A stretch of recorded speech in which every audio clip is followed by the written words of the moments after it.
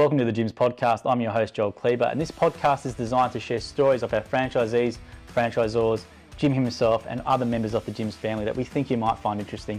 If you are researching our brand, we've got a previous back catalogue. There's so many great episodes that you can find online. And if you do like what you hear, please make sure you leave us a thumbs up on YouTube if you're watching, or online as well. We really do appreciate the support. Without further ado, here's today's episode. So Hannah and Costa, thank you for joining us today on the Gyms podcast. And Jade, who is one of our great divisional support team members, nominated you guys and said you'd be fantastic. You do a great job in your business to have a chat, and also give you an Accor voucher, which is a silver membership, which basically gives you 2 free nights at any Accor hotel in the world, and some other discounts and dining and drinks and all that sort of stuff. So it's worth around $600. So that's our thank you to you. Sorry. Thank you. Cool. So let's start off with Hannah and Costa about what were you doing prior to Jim's Dog Wash? Yeah, so Costa. I used to be a chef, so I've been in hospitality since I was 14 and now 22. And I just needed a career change. It was the politics, the hours, you weren't really getting much for your work. And I'm always one to want to go above and beyond. So I thought if we start our own business, it sort of helps. It definitely does help. I was just basically in management and hospitality for a while, and I was also studying at university to do teaching. And I just sort of had this feeling that, I love dogs, I love animals, I like business as well. And we both discussed that when we were together, and we thought, well, you're going to get the best out of everything if you're your own boss. So that's how we started. You said you're 22, Costa, or how old are you guys? Yes, so Costa's 22 and I'm 21 at the moment. Wow, very, very young. So this is great to inspire other people, because most people are sold the same thing, go to uni or, do an apprenticeship. There's nothing really ever spoken about small business. So what did your friends and family think about when you told them you're doing this? They were scared, obviously. The whole paid work guarantee, the whole deal was like sort of too good to be true. So then we had a meeting with Sharon and we figured out that it sort of is what it is. I mean, it is what it is.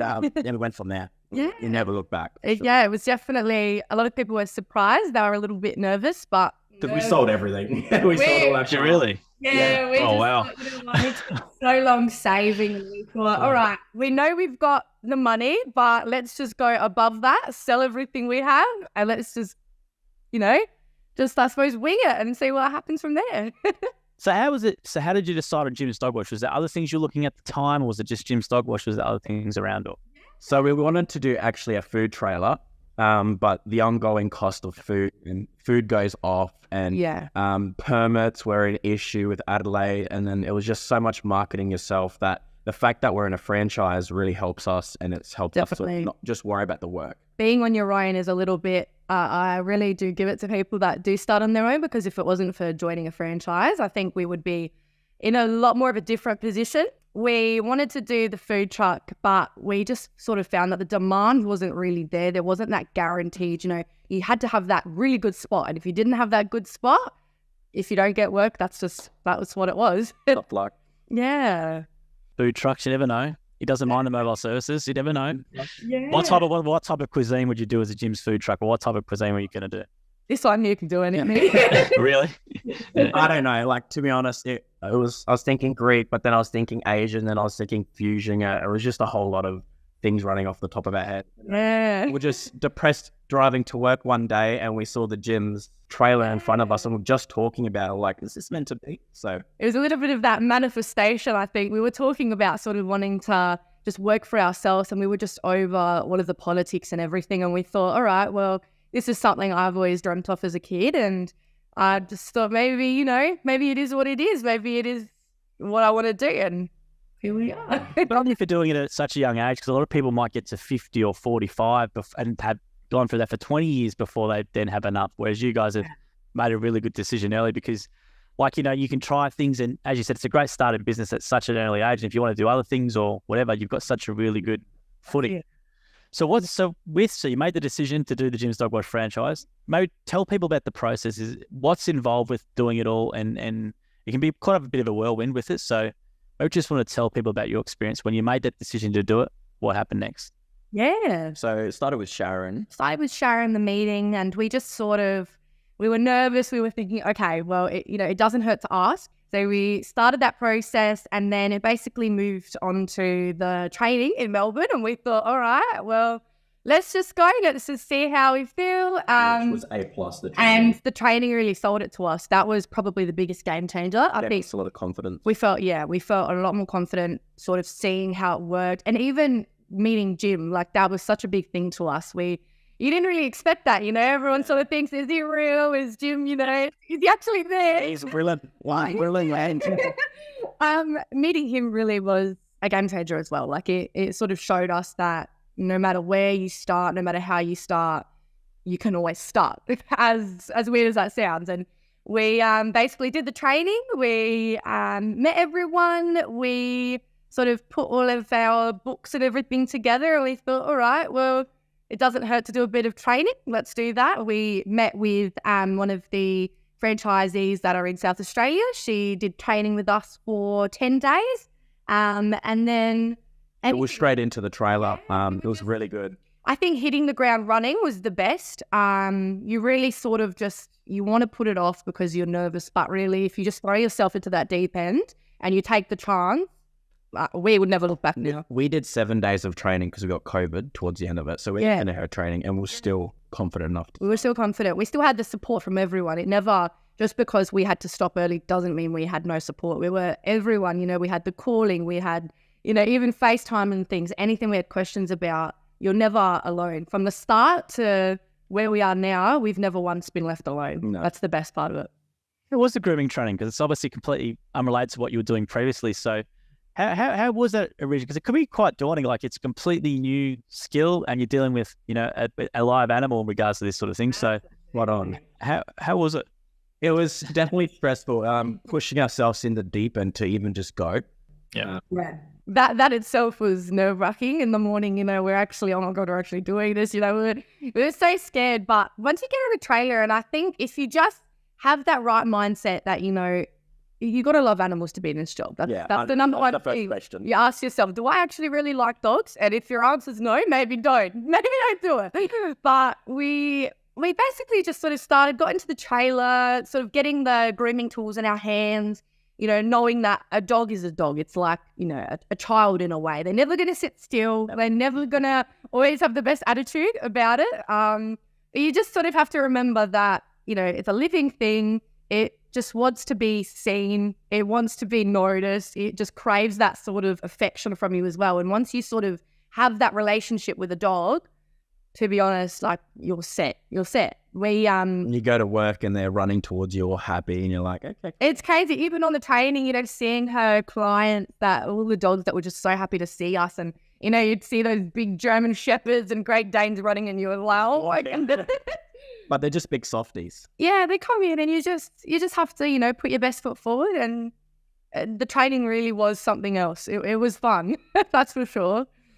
You guys deal with, how'd you find dealing with, let's say, more nervous dogs? There might be a lot more anxious dogs now, especially during COVID, a lot more anxious dogs and not socialised as well. So common question you probably would get would be, most people might say, oh, I've got an aggressive dog or my dog's anxious. How would you go about dealing with that? Yeah.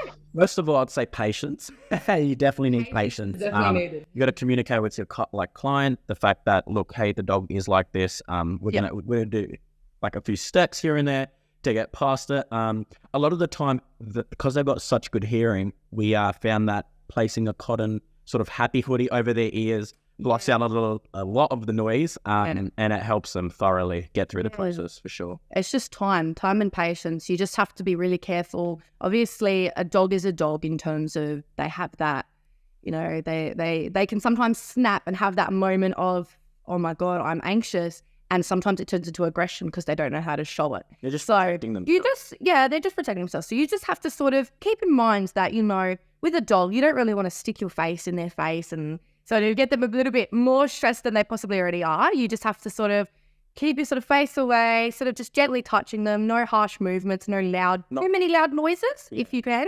Obviously the blow dryer, like he said, with the cotton, that definitely helps in terms of noise. But yeah, patience is probably the number one thing with dealing with those Not dogs. picking them up like when you know that they're a bit timid. Just, all right, get in the trailer. No. Yeah, no. Obviously, give them a treat, give them a bit of a walk, get to know them first, let them smell you, all that type of thing. Yeah, how many customers do you roughly have a week, or do you do in your book at the moment? So we do anywhere between we see at least anywhere between 6 to 10 houses a day. Wow. So we've got to make it worth it because there is 2 of us. Obviously being to us, yeah, we do sort of, you think of it in your head as a split income, for example. You want to know, is that worth it? Is that being mobile as well? You know, it's very tricky in terms of the timing that you have in the day. You can definitely set aside a few things, but if you just sort of have that right mapping and the right scheduling, and you've been to those jobs, for example, for a few times, you know sort of how long you spend there. That's why we're now able to put regulars, you know, push them all in one day. At the start, though, I've got to say, you really do need to test the waters and really give yourself, you know, do less in a day when you start. You don't need to prove yourself to anyone yet. You just need to see how much you can handle, how long you spend. Yeah, you'll never be jobless in this industry. How do you guys work together? Because most of the dog wash franchisees interview always by themselves. They might have by themselves, but they have employees. So is it just, how does it work together in terms of the workflow? Yeah. So Hannah's really good at communicating with people. So she does a good 60 to 80% of the administration and everything. all that. The phone's constantly going off. So I'm just at the trailer. If we got like a 2-dog household, she'll put the phone down and we'll obviously worry about the dogs and groom them together in the trailer. Yeah. Just sort of timing things correctly, because you can't really have both dogs on the table at the same time. Bathe one while the other person's zipping, all that type of thing. Yeah, you just sort of have to, we really sort of try and make sure we've got our space and everything in there as well. You know, working with someone and being in each other's face all the time, it is hard being in a small trailer. Yes, it is. But we've also made the decision to we've just bought recently a high roof Renault van. So Costa and I are going to separate our work and sort of split the clients up and sort of try and do less hours and get that still same income flowing, rather than, you know, doing the 12 hours, 6 days a week that we cover more ground as well. Cover more ground as well, you know, sort of. 12 hours, 6 hours, 6 days a week, 12 hours a day. Wow. When we started, we were bad. We basically just wanted to establish ourselves. We were just so excited, and obviously starting. Excitement gets in the way for sure. It definitely gets in the way of your sleep. We formed a lot of relationships with people, which was the best thing we did. So we were doing about 7 days a week at the start. We were very full on. We knew we were going away for Christmas, so we thought, all right, let's just go hard, and then we can relax a bit. And now it sort of changes between about 5 to 5.5 days to about 6 days a week, depending on, you know, if we were able to fit everyone into a day rather than make it another day. We just put in that little bit. We always have Sunday off because it's at the end of the week. We find that it gives us enough time during the week to, if anyone wants to reschedule, we can just pop them back in on the Sunday. So we usually pick up for a little half day. They obviously love it because that's because a lot of time we obviously say, you know, lifestyle where people might have been doing those hours in the corporate world and they want to take it a bit easier. Yes. We tend to interview that, whereas you guys are going with the full on, you know, let's we're going to make it work. Definitely. I think it's fantastic. We really want to, I think we just want to grow quick. We sort of have this motivation that we've always sort of had, like the sort of strive to work all the time, that we're so used to working ridiculous hours in hospitality that we know, if we're doing those hours for someone else and not getting treated really how we should, why not do it for ourselves? And obviously the goal in the long run is to slow it down, but we're young and we thought we got the energy now, might as well use it. Oh, no, absolutely. Yeah, we've never had weekends anyway in hospitality, so we thought, why don't we? Used to it. Yeah. Okay. Now, with so what's your plans for your business then? You said you're going to do another trailer. I know a lot of people in dog wash are starting to put employees on. So is that something you're looking towards, or what are you hoping to do? So right now, because we've got it parked in our driveway, just sitting there, collecting dust, we bought a high roof Renault. So with that, we're going to send it off to Melbourne, get it fitted out, and then pretty much try to have it done before Christmas, because we know Christmas is really busy.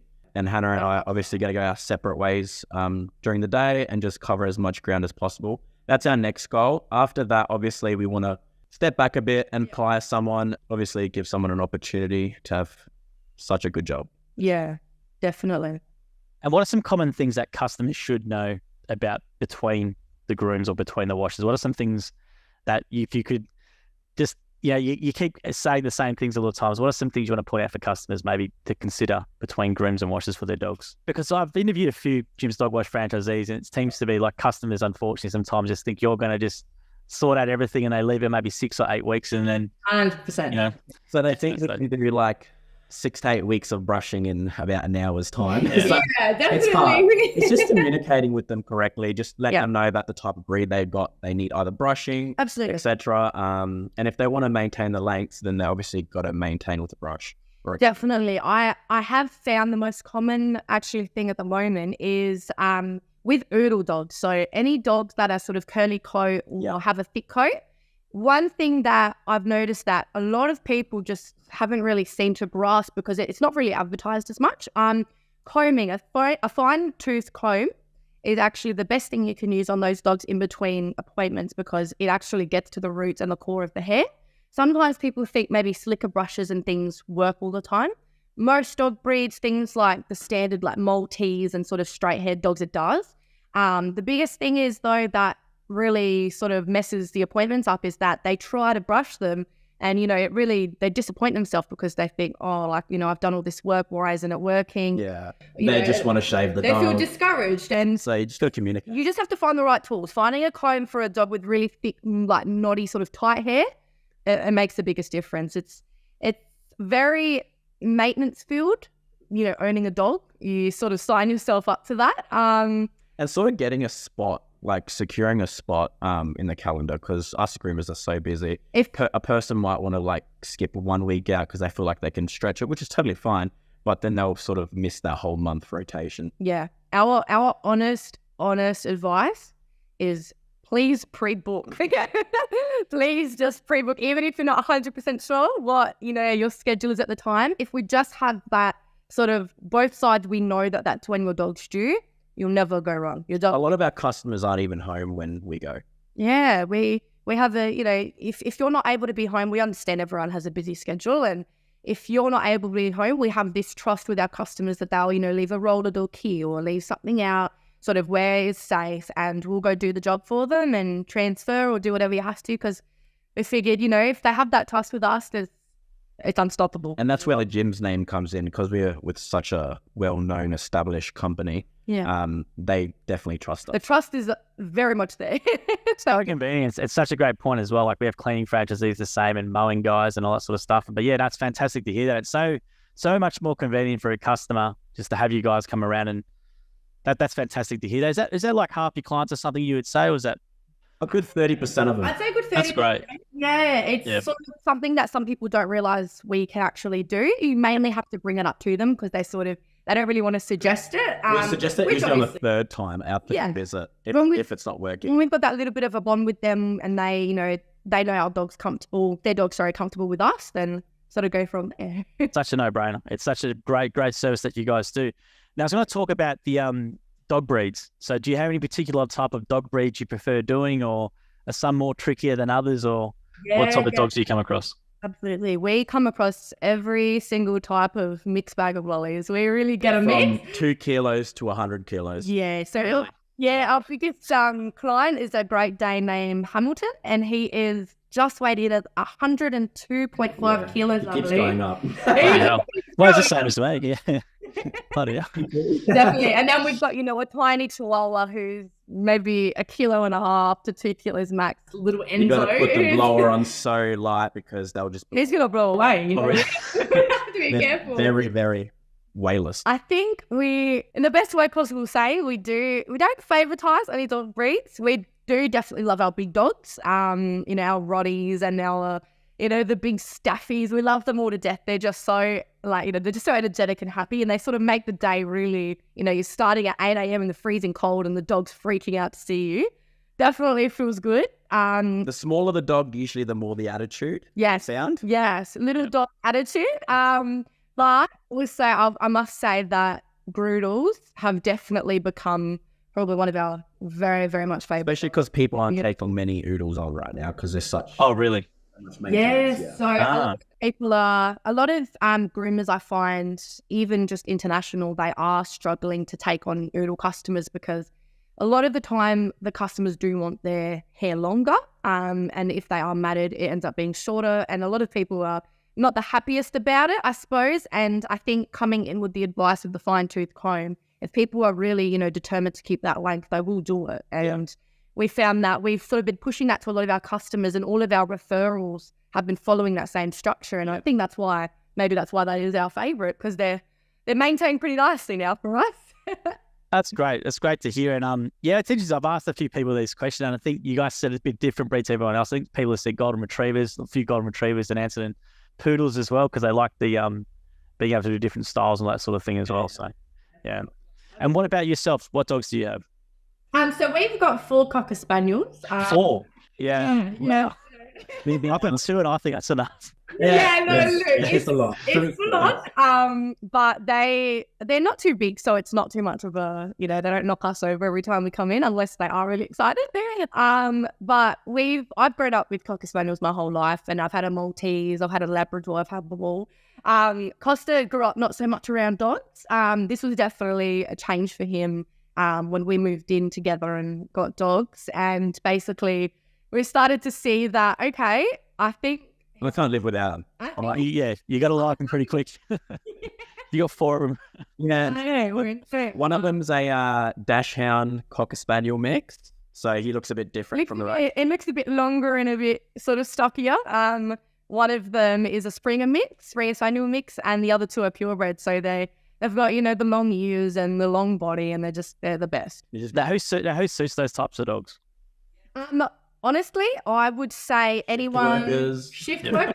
Long work. They are able to entertain themselves a lot. I would say a lot of elderly people, I find they are beautiful companions. They're very loyal dogs. Families.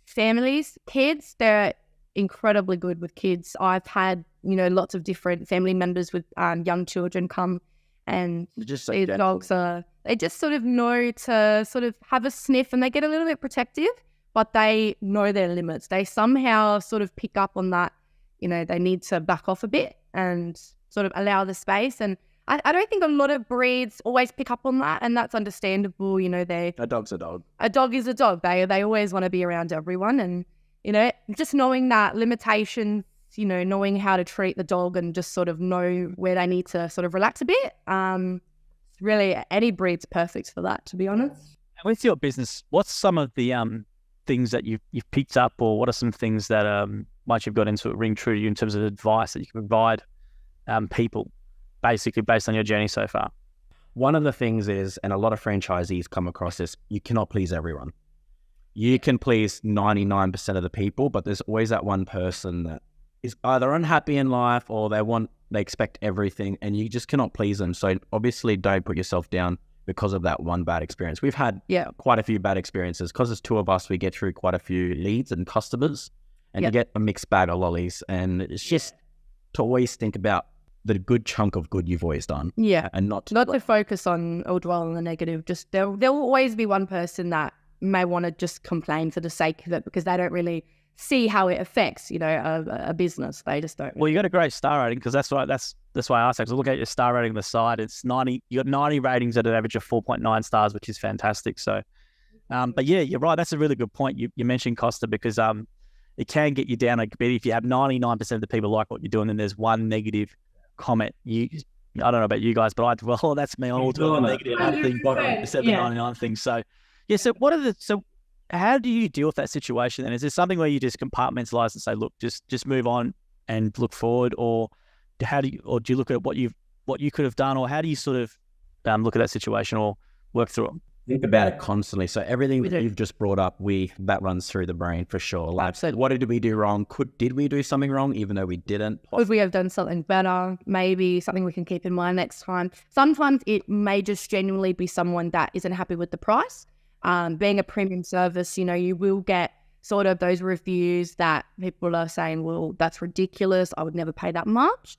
And obviously, thank you to Jim, who doesn't allow that to affect us so much at a business point of view. We don't get put down on a lower star rating because we know it's worth now. Needless to say, we don't charge $600 for a dog. No, we're not. There's parameters. Yeah, definitely. The quality service, it's a fair price, and that's what people need to understand with gyms. Absolutely, that's for sure. And everything's getting more expensive in life, so yeah. It has sort of lessened the amount of sort of people complaining about prices. I think everyone's just accepted that everything is going up, and unfortunately we all do have to live in it. It is sort of a luxury service, I guess, in some ways, and other ways maybe not so luxury. Maybe it is needed for the dog. So people like, thank goodness people really do love their dogs, so they will want to look after. And sometimes, like, if you want to drop the price, we've got a lot of clients that come to us. So they bring a dog to us. We don't have to use like wear and tear our car, fuel. Oh, great. Yeah. So we just always offer sort of exceptions if people can't really afford it as much this month, but dropping a little bit of the price if they come to us, it really does create a lot of customers. All we have to do is just walk to our trailer and set it up. Yeah. Wait for them. It's really good. Great. Now, in your business, are you doing, is it just washes and grooms, or are you doing nails as well? Is there other things you do as well? We cover everything. Everything except for anal glands. Anal glands is not our... I know that service code, yes. Yeah, it's a very memorable service code. We've got 580 service codes, and that's one that always first comes to mind. Other than that, we offer everything. We do really like to sort of have that big range of services. And just sort of make people aware that, even though they might see the big sign saying Jim's Dog Wash, always don't hesitate to inquire about grooming, because it's always worth asking. You never know. And having someone come to your house to groom your dog is definitely a lot better for, especially people in our generation. I think we're used to that, Uber Eats. We like everything, and we're happy to pay that little bit extra, but we don't have to move from our house. Sometimes I didn't know that was something that you guys did. That's fantastic to hear. Yeah, absolutely. But I was going to say as well, with the with the grooming career that you're doing at the moment, is there something where you do ongoing training as well, or how does that sort of work in terms of skills? Because there's so many breeds and cuts that people probably ask for. So how do you go about tackling those when a customer might ask for a cut which you haven't done before, or how do you go about that, or upskilling? So usually if we know they're coming up, we do a bit of research online. We'll watch a YouTube video. Like, I know surgeons I've seen online that will still Google stuff prior to the surgery. Really? It's not always sort of like, like you're an exam. You have to sort of, memorize everything. And if you look through a book, it's over. So it's definitely not like that. We are still professionals, but we're just not that next level where we do the old Asian. We're not sort of the Asian fusion style just yet. We're more so about maintaining your dog, and sort of, we do like beautiful little style cuts and everything like that. We do. But even asking other franchisees that have been, longer in the business, we have, on-ground support. We have, franchisors. We just sort of, if we need a bit of advice and what they would suggest in terms of blades or scissoring for certain dog styles. There's even Facebook pages with groomers all around the world. And there's always that sort of someone to help, there's always someone. And what are people typically asking for? Is it more D-sheds coming into spring, or is it more just, I guess it depends on the breed of the dog and what the customer want ultimately, but what are sort of the common sort of things you guys are doing? Yeah, a lot of it's probably washes and D-sheds. We've been getting a lot at the moment. People are wanting a lot of winter cuts as well, little winter grooms, just sort of trim, so clean them up. Our biggest one that we have started is wash and tidies. So we offer a in-between service where we have, say someone's on a rotating schedule, we might have them for a wash 1 week, and say 2 to 4 weeks later, we might have a wash and tidy up where we'll, focus on their hygiene, their face, make sure they can see, their tail, their feet, their paw pads. So they don't collect anything. Nails, all of that. And just, we don't take length off the body. So that sort of keeps it a little bit longer for winter. Now we charge less for that because it's an in-between service. A lot of people go for it because they find that even a grass seed in the pad, if you take your dog to the vet, that could be upwards of $200. Yeah, so we definitely do a very well-being and health check as well on the dogs. We definitely don't leave that out. If anything concerns us, even the tiniest little bumps that might be a pimple, we just check. You always let the customer know. Yeah. That's a great point you mentioned. I've had this one before. So that little health check sort of thing, as you said, those spots and stuff, that's a really good thing I don't think people actually know about. And they should know about, because that's another good benefit of getting you guys around to help with the dog. Now, I was going to say as well, products that you use and recommend. What shampoos, are there any sort of products you use that you recommend that people have, or that you can tell them that you will use on their dogs? Yeah. So we as a company, I think we're affiliated with Petway because we do get quite a good discount. I've not had one issue with them. So we're just going to stick to something that works. We use Petway pretty much for 90% of our products, would you say? Yeah, I'd say about 90% of the products. And if they don't have something, you just source it somewhere else from a trusted Australian product for sure. Yeah, and especially with colognes, we have a sort of range of different companies and whatnot, just trying out different ones. So far, we have used the Petway ones, of course, but there is actually someone I highly suggest. She's an American dog groomer at her own salon. Her name on YouTube is Girl with Dogs, and she has her own branded colognes and everything, and they have been big favorites. She's got the best advice for everyone, and she's the type of person, sort of like us, who take on the trouble dogs, the matted dogs, the aggressive dogs, give them that chance. And she's got the sort of range of the bubble gum, the sugar cookie, all the pampering, sort of thing, the blueberry facials, all of that. Blueberry facials. Oh yeah, we sell that. Just you do? Yeah. Yeah. You do vibration on the pads and paws and nose and all that. You need to film that sort of stuff on your phone or something and just sort of Yeah, post that. definitely look I into don't think they'll go down quite. People will be surprised to see a blueberry facial. It's Yes. like we've Little become, TikTok. Yeah, we've become You should like, do it. Take a video and send it to me. We'll post it on our stuff. So yeah, Zaid's mentioned that too. She said, if you guys just keep posting on TikTok, you'll be famous. We'll become like an Indota spa. yeah. Oh. Well, with your personality, you guys should, because you've got a great personality. I'll tell you what, if you get yourself and do that consistently, you could grow a pretty big account. I would be pretty confident to say. Thank you so much. But please send us that video though. I'd love to see it and share it with our stuff. We Do do. you guys have an account set up, or are you gonna? So our TikTok is Jim's Dog Wash Prospect. Prospect, yep. Yeah, and we've posted a little bit on there. We have got a bit of activities for our Facebook, just funny videos, and It takes a bit of time. definitely. Social media is definitely the place to be for growing, but Especially that so editing and stuff. editing, Yeah. I don't know how you do it. Oh, look, I'm lucky. I've got a full-time editor, but I think for you guys, you don't have to edit too much. I reckon just set up the phone and just film like 10 seconds or something. Just doing the blueberry facial would be just in isolation. Or you could even just film it and just talk over the job at the end to explain what you've done and why you do it. Really easily to do. Generally within the app, it's not too much. So, but I'd love to see that sort of stuff. It'd be fantastic. And you guys should do it, because with your personalities, I think you could go really, really well and grow a massive account. But I was going to say with your business as well. So you're only young in doing it. So it might sound like a really broad question, but what do you actually like about doing what you're doing at the moment? What to you is the standout thing? Is it the freedom? I haven't asked you about financial, you don't have to say anything, but is it the money sort of benefits, or what is it to you? Yeah, absolutely. Both of them are the biggest two key aspects. Working for yourself and not having someone sort of micromanage you, all that type of stuff. Sort of being on the ball with, hey, this is my business. Like, am I going to obviously set up your trailer on the road correctly so you're just thinking ahead so no one hits you? They can see phones and all that type of stuff. You're just always constantly thinking how you can protect yourself, protect the dog, and obviously your business name. Definitely. And sort of like that type of... Like what gives you organization and yeah. confident. You become sort of, that if anything is not prepared, it's on you. And it sort of gives you that, your own little manager, you sort of want to look after your business. So, if I don't text that customer back, then I won't have a job with them. You know that it's on you. And if I don't dry the towels, I won't have, if I don't do the washing, then, well, how are we going to work? So constantly being on top of things, to-do list. The financial part of it is really, really worth it. That's why we see ourselves sometimes doing 7 days a week.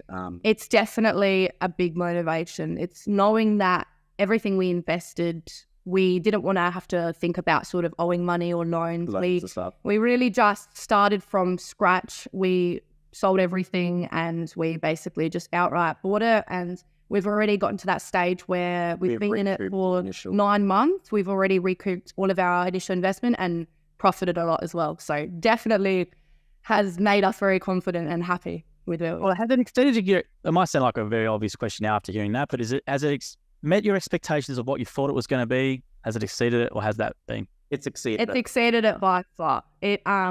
We definitely knew that we would be comfortable, knowing that we had that weekly guarantee. Don't get us wrong, we weren't sort of thinking we're going to be left in the middle of nowhere. We've always had support. We've always had someone to talk to. And I think having that sort of support from looking at people that have gotten to the points where we want to be at, we know that it's possible. So our goals are very, very big, and they're only getting bigger at the moment. We met a franchisee when we went out for lunch at Cafe de Villiers. Yeah. He was going to go with Blue Wheelers. We sort of pushed him towards gyms. We didn't even know we had any benefit towards it. No, we just wanted to tell him that we were happy, and we could see he was with his child, and you can see it sort of pulls on the heartstrings a bit. You see that someone is looking for a career change and they don't look very happy and they just want to move on and be their own boss. And now we actually really did convince him, and happy. He was on the road with his trainer, and he's very happy. And he's just been great ever since. So. Obviously got to put the hard work in, but other than that, there's not much else to it. That's it. Absolutely. And I was going to say as well, that's actually a good thing you mentioned as well. We do sometimes sell like, just rock up to gyms and all of a sudden you're going to make all this money. But you mentioned hard work there. That's it. So you obviously, from people listening to this, will know you guys work really, really hard, and your customer service is obviously really, really high. And how do you keep such good energy? Is it just, you reckon it's due to your age, or is it something where you just love being your own boss, or what do you guys do to keep up that such great energy and attitude? Look, some days it is very hard in terms of physically. We do feel like we're aging at a exponential rate. Yeah, I won't lie about that part, yeah, for sure. I won't lie. I must say we do feel exhausted some days. That's why we bought the actual second trailer. Yeah, we know that it's because a lot of the time and a lot of the reason that we are sort of exhausted is because we are doing those extra hours being both of us. Now that we're splitting up in our business, I can definitely see that the individual side, a lot of franchisees are on their own, so it does make it very worth it. For us, I think it is still very worth it being with another person. That is definitely not part of the question. We're still able to make that goal and reach above it. But knowing that we can split, sort of calm down and, be able to take our time, a little bit of extra time with things, I definitely think that keeps us sort of positive, and knowing that we're building our future very, very rapidly to what a lot of other people are, I think it sort of gives us what we used to do. Well, to what we used to be. We were sort of sitting on that average day to day, you're basically working for the week to get through the next week. And I think now that we're at that comfortable position where we're able to say, well, I want to keep growing and growing and growing, you sort of I think you just stay motivated. You don't go stale when you have goals to look forward to. When things go quiet, there will be times where, things might be a little bit quieter because of, things might be a bit more expensive. There's been, price rises everywhere, increases and everything, and the weather's been a little bit colder. Yeah. There will be times like that, but if you are discouraged by that, I highly don't suggest feeling that way. And I know that's, I'm not going to tell you don't feel like that, because I definitely felt like that. And then I realized, well, all of this time that I've been feeling like this, I could have been growing my business in other ways. Maybe I could have had a less of an income week, never below what we're guaranteed though. So when we first started, it was 1,500, wasn't it? Yeah, it used to be 1,500 weekly guarantee. Now it's, I think, 2.5, right? Yeah, they've increased it, yeah. So there's definitely that sort of so safety net. Definitely there's been more franchisees that have come on board since that, and they've still raised it. So there's just so much work. Definitely. Yeah. That's great to hear. And I was going to say before ending today is about the support side of it. So from a support point of view in gyms, who do you use and what sort of support do you ask or do you require, or do you rely on? So we allocated one franchisor, and that sort of covers you. They sort of check in with you every week, and they boost your posts on Facebook and all that type of stuff. Jade has gone above and beyond for us. She will sometimes spend an hour and a half on the phone call, listening to us, just talking to us, fixing problems, giving us ideas of how to overcome stuff. Yeah. Anything. She's like That's great. She's sort of like, she's like a mother to us. Yeah. Like she's not that much older than us. She's much older than us, but she's not, mate. She's like an older sister. She's like maybe an older sister. She's gonna hate me for saying I know, she'll like that. She sits there, so no, she's got that in terms of warmth. She's got that warmth about her. She's definitely someone that we can, rely on to have our back always. She's the best part of gyms for us. That's great to hear. I was going to say, what sort of advice would you recommend? Well, what would you sort of say to someone who might be thinking about gyms? Because you've got such a good advantage on people. Like a lot of people might do what you were in your roles. They might have stayed there until they're 40 or 45 and then had enough, right? Whereas you guys have pulled yourself out really early and done it. So maybe what would you sort of say as a bit of advice, or maybe words of encouragement to maybe someone who might be in that grind still where you were? Yeah. Well, it's hard because people, obviously, for myself, I said goodbye. I just turned my back on an apprenticeship I just completed. And a lot of people think, well, I've done that apprenticeship, I got paid minimum wage, or I went and did that uni degree and I didn't get paid for X amount of years. Why should I give that up? It depends. If you're happy where you're at and life's working for that, then continue like doing what you're doing. But you will come across a crossroad where it becomes very rinse and repeat the same thing. Yeah. And you will start to question, can I do something else? You may not feel accomplished. You may not, you sort of want to achieve. I think humans have that sort of need in them. They want to feel that they've accomplished something, or they want to feel appreciated. They want to feel, like they're constantly growing, maybe still learning. You don't have to give up anything just because you're owning your own business. Yeah. You can have your hobbies. You can have, you can go learn something. You can definitely do all of that. My best advice, and the one that I stick by because I've seen it with age with other franchisees, is don't ever think it's never too late. It's never too late to start. You're never at an age where you just think, okay, well, I've left it too late. There's no point starting now. Yeah. I really do. Even if you are older and you're sort of getting to nearing the end of your career, why not do something on the side for fun, for retirement, spend time with grandchildren and have that sort of hobby on the side where you can work your own hours, but still keep yourself busy. Because I find a lot of people do get very bored being at home. Maybe they just want to do something when they're retired. And I think this is definitely something that people could look at for sure. That's great. And thank you very much for the information and taking the time today. I have your busy schedule because you've got a lot of work to do. You can see why Jade recommended you. You guys are fantastic, great attitude. And for people to do at such a young age as well as you have is a great credit to yourself. And you should really look back at that as being a really positive thing. You're ahead of a lot of people. Trust me on that. I'm going to give you this a core silver voucher after we get into this. Our team member in here will set it up and you'll get an email in 5 business days, hopefully. And there's basically 2 free nights a weekend away on us. Just being star franchisees. And once again, thank you for your time and your energy and your enthusiasm. You do a great credit to the brand, and hopefully you're around for many years with the Jim's Dog Wash division. That's for sure. All right. Thanks, Honor and Costa. Thanks for your time, so we appreciate it. Have a day. Thanks, guys. No worries. Nice. You too. No worries. Bye. Bye. Bye. Thank you for listening to the episode of the Gyms podcast. If you want to learn more about the Gyms Group, head to gyms.net or call us on 131 546 Australia or 0800 454 654 New Zealand. And if you did like the episode as well, please make sure you leave a review or a comment or a thumbs up or a comment on the video as well. We appreciate your support. And until next episode, we hope you have a great week.